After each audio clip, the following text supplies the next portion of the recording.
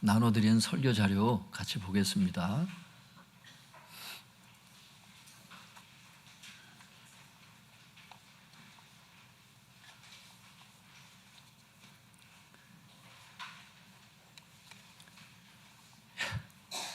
네. 설교 자료 보시고서 이제 뒷장이 있으니까 오늘은 글렀다. 오늘은 망했다. 그러는 분들이 없겠죠. 네. 오늘도 옆에 있는 분들에게 한번 얘기해 볼게요. 그래도 은혜스러운 날입니다. 그래도 은혜스러운 날입니다. 예. 뒷장이 있어도 은혜스러운 날이다. 이렇게 생각하십시오. 예. 예. 반가운 얼굴도 보이고 또 이렇게 오늘 처음 나오신 성도님도 보이고 그렇습니다. 예. 하나님께서 오늘 우리에게 주시는 말씀 통해서 여러분들이 힘을 얻고 또 은혜 충만히 받는 그런 시간 되셨으면 좋겠습니다. 예, 우리 제목 한번 따라해 주시면 감사하겠습니다. 하나님은 어떤 분이십니까? 하나님은 어떤 분이십니까? 예, 한번 보겠습니다. 하나님은 어떤 분이신지. 하나님은 우리의 느낌으로는 알 수 없습니다. 하나님은 오직 성경을 통해서 알 수 있습니다. 그렇다면 성경이 하나님에 대해서 무엇을 말씀하고 있습니까? 오늘은 이것을 알아보겠습니다. 어떤 성도님들은 느낌으로 하나님을 믿으려고 하는 것 같아요. 그러니까 느낌이 좋을 때는, 믿음이 있을 때는 하나님께서 내 안에 계신 것 같아요. 믿음이 떨어졌을 때는 하나님이 멀리 계신 것 같아요. 그게 아니라는 거예요. 그런 느낌이 아니라는 거예요. 우리의 느낌은 왔다 갔다 하고 마음의 감정에 기복이 있어요. 롤러코스터를 막 탈 때가 있다고. 그런데 하나님의 진리의 말씀은 항상 거기 계시거든요. 그 말씀을 통해서 하나님을 알 수 있다. 그 말씀이 하나님에 대해서 뭐라고 말씀하시는지 이 말씀을 견고히 붙잡을 수 있기를 바랍니다. 그래서 여러분 마음과 감정이 이렇게 올라갔다 내려갔다 하면서 막 슬퍼하지 않으셨으면 좋겠어요. 그 시편 말씀 한번 같이 읽어볼게요. 시편 136편 2절 3절 한번 같이 읽어보겠습니다. 시작. 신들 중에 뛰어난 하나님께 감사하라. 그 인자심이 영원함이로다. 주들 중에 뛰어난 주께 감사하라. 그 인자심이 영원함이로다. 하나님에 대해서 얘기를 하는데 2절에 보니까 뭐라고 말씀하세요?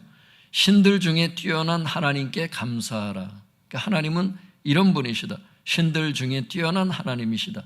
3절에 보니까 또 하나님에 대해서 뭐라고 말씀하시느냐 하면 주들 중에 뛰어난 주님이시다. 주인 주자를 쓰는 거예요. 주인이시다. 왕이시다. 주들 중에 뛰어난 주님께 감사해라. 하나님은 이렇게 얘기를 하고 있어요. 그 밑에 보겠습니다. 하나님은 어떤 분이십니까? 첫째, 하나님은 신들 중에 뛰어난 하나님이십니다. 비록 세상에 신이 많이 있는 것 같아도 하나님만이 참신이십니다. 하나님만이 세상을 창조하신 창조주이십니다. 창세기 1장 1절에 하나님이 태초에 천지를 창조하셨다고 분명히 말씀하고 계세요.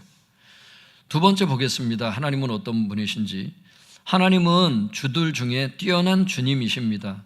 비록 이 세상에 많은 통치자가 있지만 하나님만이 온 세상을 다스리시는 진정한 주님이십니다.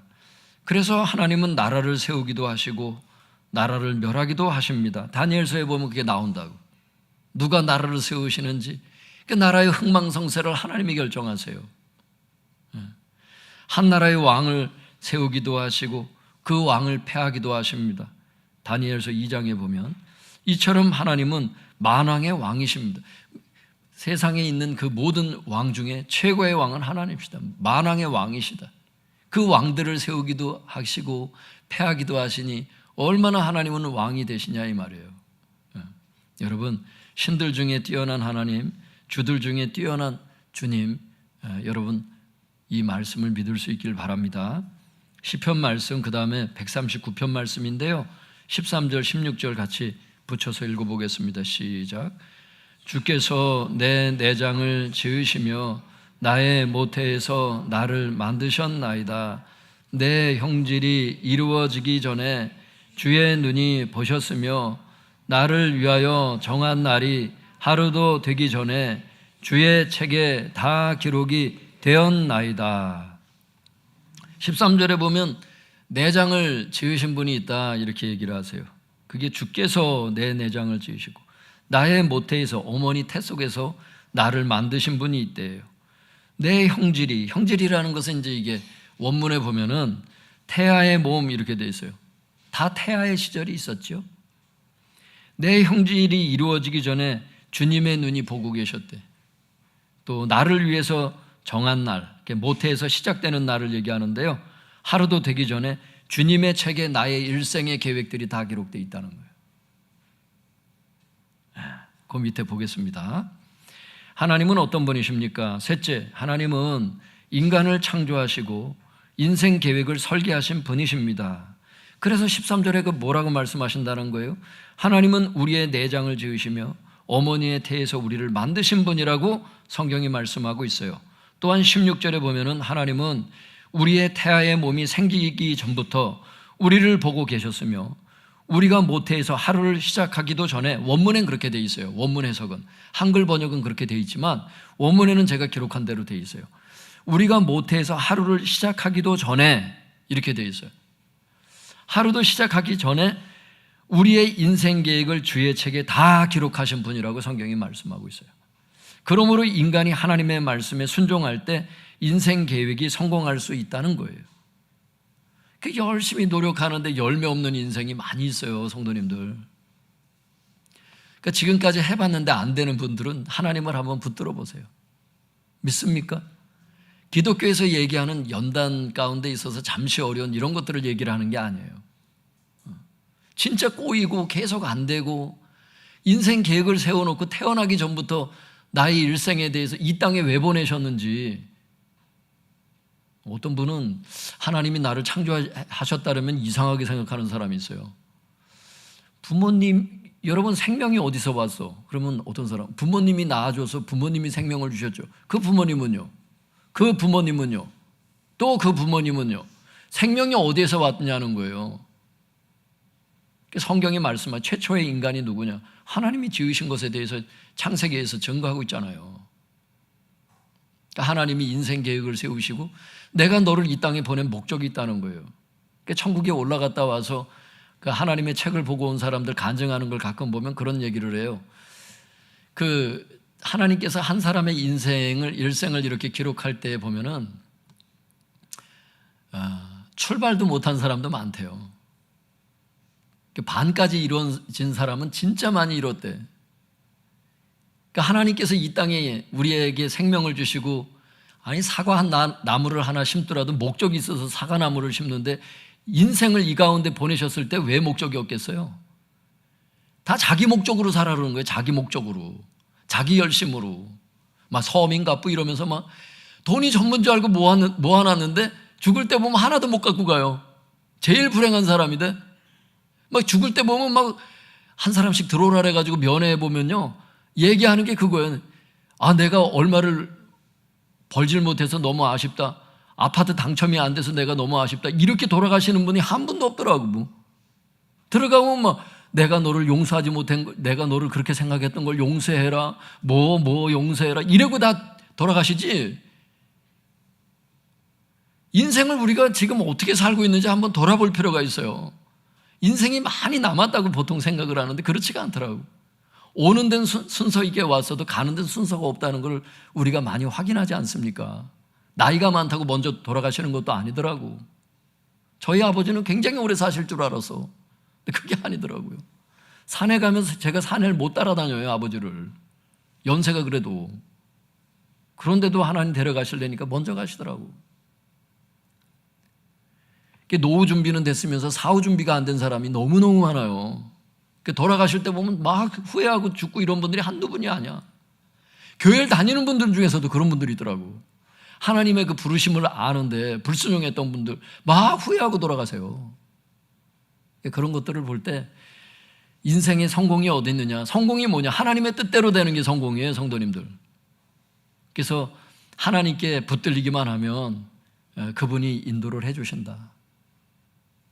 지금 출발이 좀 목사님 나는 조금 늦지 않았습니까? 지금도 늦지 않았어요. 하나님은 능력이 많으시고 그분의 손에 붙들림 바 되면은 하나님께서 귀하게 쓰시는 것을 알 수 있기를 바랍니다. 첫 번째, 하나님은 신들 중에 뛰어난 하나님, 주들 중에 뛰어난 주님. 세 번째는 인간을 창조하시고 인생 계획을 설계하신 분. 이게 바로 하나님이시다. 성경이 이렇게 증거하고 있다는 것을 우리가 지금 살펴보고 있는 겁니다. 마태복음 7장 11절 같이 읽어보겠습니다. 그 밑에 시작.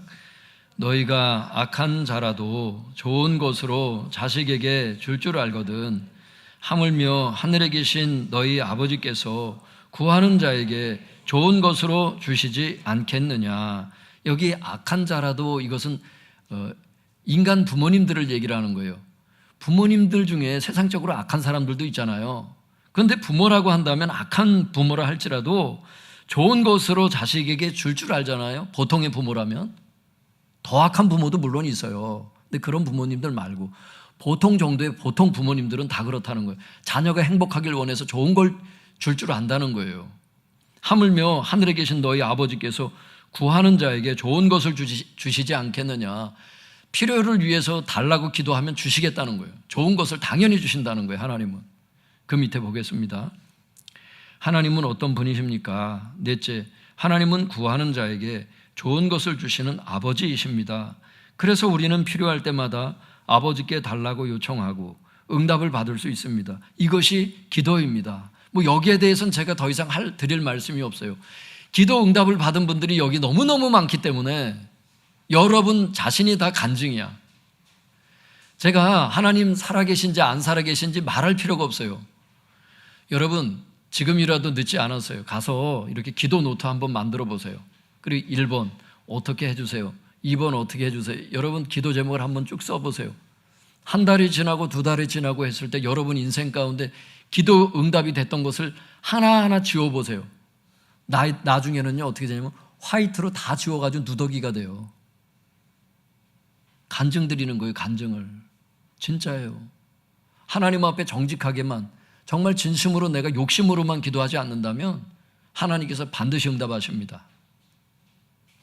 여러분 하나님은 기도하는 자에게 좋은 것을 주시는 아버지인 것을 알 수 있기를 바랍니다. 오늘 불신자가 혹시 계시면 오늘 아버지를 만들고 가세요.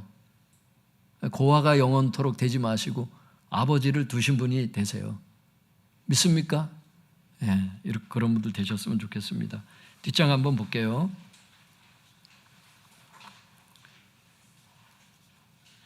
베드로전서 5장 7절 같이 읽어보겠습니다. 시작. 너희 염려를 다 주께 맡기라. 이는 그가 너희를 돌보심이라. 염려를 다 맡기래요. 왜냐하면 그가 너희를 돌보시기 때문이다. 이렇게 말씀하세요. 하나님은 어떤 분이십니까? 다섯 번째, 하나님은 우리를 돌보시는 분이시래요. 그렇기 때문에 염려를 다 하나님께 맡기라고 말씀하고 있습니다. 시편 23편 1절 2절 같이 읽어보겠습니다. 시작. 여호와는 나의 목자시니 내게 부족함이 없으리로다. 그가 나를 푸른 풀밭에 누이시며 쉴만한 물가로 인도하시는 도다. 여호와는 나의 목자다. 여호와는 하나님을 뜻해요. 하나님은 내 인생의 목자가 되신대. 부족함이 없대. 목자로 모신 분들에 대해서 이렇다는 거예요. 아버지로 영접한 분들에 대해서 이렇다는 얘기예요. 불신자들에 대해서 하시는 말씀이 아니에요. 이 말씀은. 하나님은 어떤 분이시냐? 여섯 번째, 하나님은 우리를 푸른 풀밭과 쉴만한 물가로 인도하시는 목자이십니다. 즉 하나님께서는 우리의 삶을 최선의 삶으로 인도하시는 목자이십니다. 인도해 주시는 것을 알 수 있기를 바랍니다. 여러분 가운데 지금 염려하고 있는 분들이 있으세요? 근데 그 예수님을 영접하지 않은 분들, 목자를 영접하지 않은 분들은 혹 그럴 수 있어요. 근데 목자를 영접했는데도 염려하는 분들 같은 경우는 좀 생각해 봐야 돼요. 내가 이걸 왜 염려하고 있지? 한번 그런 질문이라도 한번 해보세요. 하나님께서 내 안에 계셔서 목자께서 다 인도하실 텐데 내가 왜 인생이 힘든 것처럼 이러고 있지? 왜 고아처럼 내가 아버지가 없는 사람처럼 이러고 있지? 한번 생각해 보세요. 예. 그럴 필요가 없다는 거예요. 예. 하나님은 우리의 삶을 최선으로 인도해 주시는 목자가 되신다, 이렇게 말씀을 하십니다. 요한계시록 20장 그 밑에 있는 말씀 같이 읽어보겠습니다. 시작. 또 내가 크고 흰 보좌와 그 위에 앉으신 이를 보니 땅과 하늘이 그 앞에서 피하여 간데 없더라. 또 내가 보니 죽은 자들이 큰 자나 작은 자나 그 보좌 앞에 서 있는데 책들이 펴 있고 또 다른 책이 펴졌으니 곧 생명책이라. 죽은 자들이 자기 행위를 따라 책들에 기록된 대로 심판을 받으니 누구든지 생명책에 기록되지 못한 자는 불못에 던져지더라. 이게 무슨 말인고 하면요, 11절에 보면 사도 요한이 이 요한계시록을 기록을 했는데 본인이 천국에 올라가 보니까 자기가 본 걸 기록한 게 요한계시록이잖아요. 거길 보니까 내가 크고 흰 보좌와 그 보좌가 있다는 거예요. 의자가 있다는 거예요. 그 의자 위에 앉으신 분이 있다는 거예요. 그런데 12절에 죽은 자들이 큰 자나 작은 자나, 이 땅에서는 큰 자가 있고 작은 자가 있고 많이 배운 자가 있고 적게 배운 자가 있고, 그죠? 많이 가진 자가 있고 적게 가진 자가 있지만 사람이 죽으면 이제 다 똑같아져 버려요. 죽은 자들이 전부 다 큰 자나 작은 자나 다 그 보좌 앞에 서 있는 거예요. 그 하나님의 보좌 앞에 다 서 있어요. 그게 뭐라느냐? 12절에 죽은 자들이 자기 행위가 있었을 것 아니에요. 이 땅에 사는 동안에 죽은 자들이 자기 행위를 따라 책들이 있다는 거예요. 책들.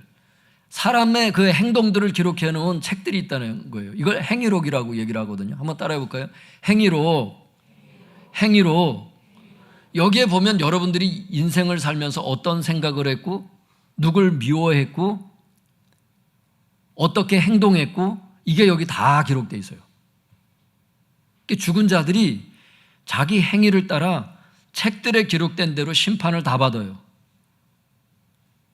근데 심판을 받지 않는 사람이 있어. 15절에 누구든지 생명책에 기록되지 못한 자는 지옥에 던져지더라, 이렇게 말씀하세요. 불못이 지옥입니다. 영원히 불타는 곳에. 거기는 구더기도 죽질 않는데, 소금 튀듯한데 사람들이. 여러분, 소금을 한번 이렇게 발갛게 달궈놓은 후라이팬에다가 굵은 소금을 한번 넣어보세요. 타닥타닥 튀는 것처럼 그 불못에서 사람들이 그런 짓을 하고 있다는 거예요.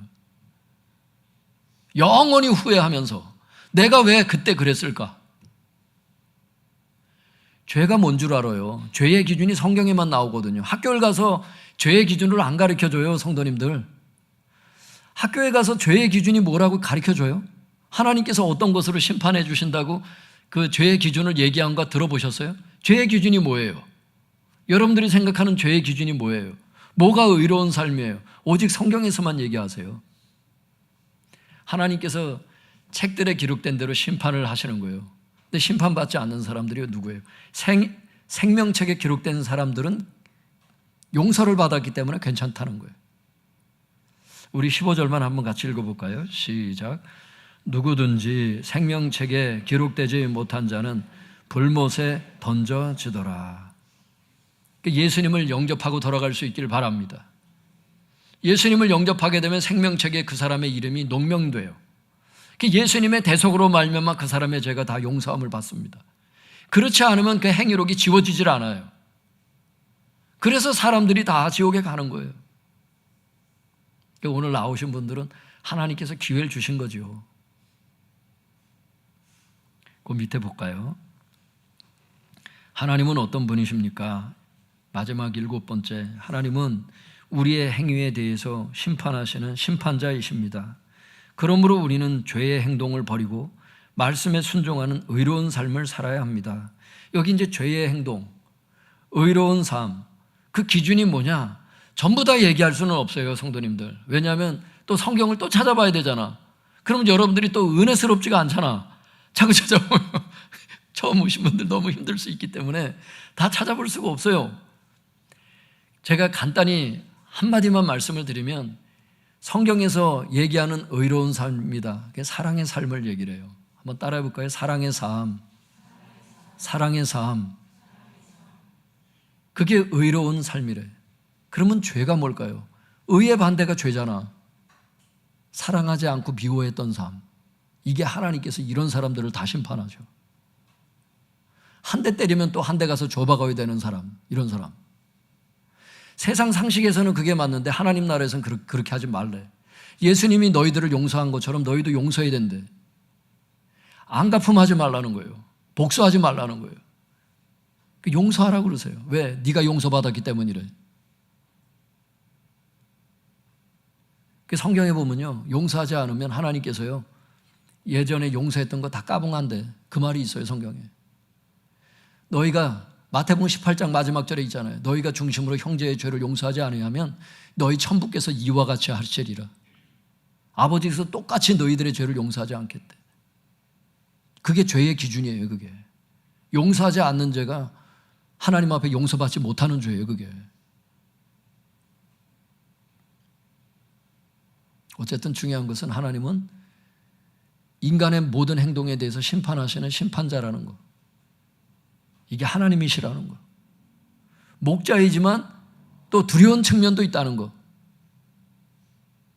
기억할 수 있길 바랍니다. 그 밑에 보겠습니다. 사랑하는 성도 여러분, 하나님은 신들 중에 뛰어난 하나님이시며 주들 중에 뛰어난 주님이시고 인간을 창조하시고 인생 계획을 설계하신 분이십니다. 그리고 하나님은 구하는 자에게 좋은 것을 주시는 아버지, 우리를 돌보고 우리를 인도하시는 목자. 하지만 하나님은 우리의 죄의 행위에 대해서 반드시 심판하시는 심판자이시라는 거예요.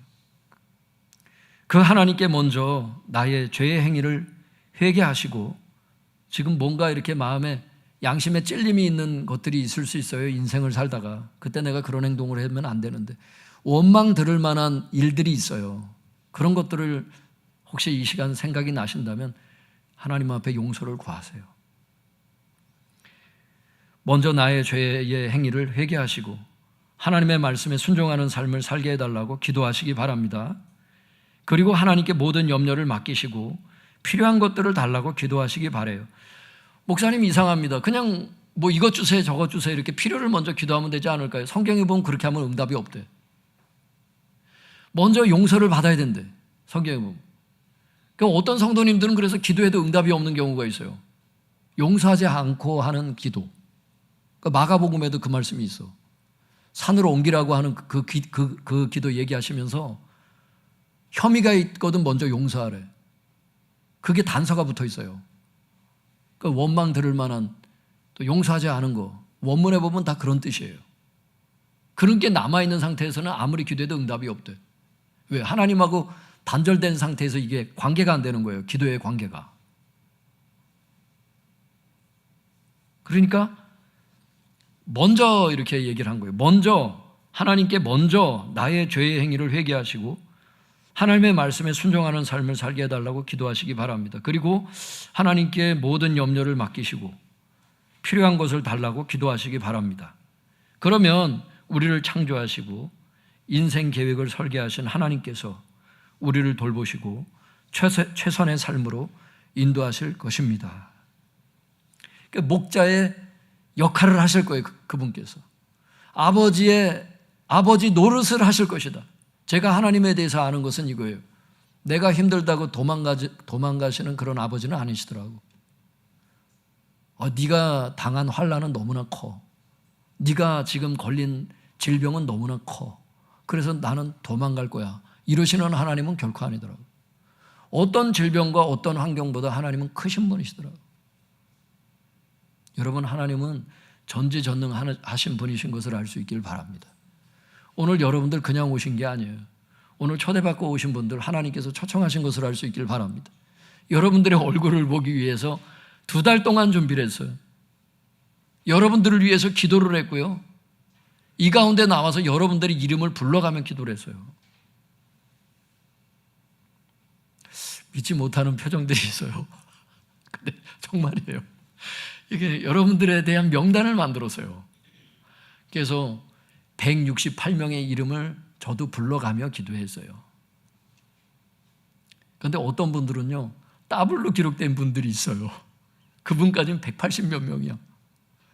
근데 제가 그거를 누군 빼고 기도를 할 수 있어야지. 그래서 이렇게 겹쳐서 막 전도 대상자를 기록하신 분들, 기도해달라고 기록하신 분들, 그런 분들은 몇 배의 기도를 받으셨을 거예요, 아마. 저 혼자 기도한 건 아니니까. 왜 부모님의 사랑에 비할 바는 안 되겠지만, 자식들이 모르잖아요. 부모가 나를 얼마나 사랑했는지. 그런데 자식이 한 명이 서기까지 나와서부터 또 젖을 물리면서부터 그 손길이 많이 가야 되잖아요. 농사에 손길이 많이 가듯이. 그러니까 한 분이 지금 여기 이렇게 서기까지 수많은 사람들의 사실 노고가 있거든요. 내가 알든 모르든, 자식이 부모의 그 노고를 알든 모르든 그런 게 있거든요.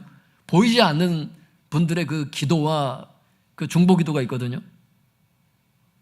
그러니까 하나님께서 여러분들을 초청하시기 위해서 아주 마음을 잡수셨어. 그러니까 하나님의 이 초청을 외면하지 마시고 한번 기도를 따라해 주셨으면 좋겠어요. 그 밑에 기도를 제가 먼저 선창을 할 테니까 여러분들이 한번 눈을 감아 보시고 주님을 영접하지 않은 분들을 영접하시고 이 기도를 한번 따라해 보세요. 진심으로 기도하는 곳에 하나님 역사하십니다. 한번 제가 먼저 기도할 테니까 따라해 주세요. 하나님 아버지, 저의 모든 죄를 회개합니다. 저의 죄를 용서해 주시고 순종하는 삶을 살게 하옵소서. 저의 모든 염려를 아버지께 맡깁니다. 제 인생을 최선의 삶으로 인도하옵소서. 예수님의 이름으로 기도합니다. 아멘. 할렐루야.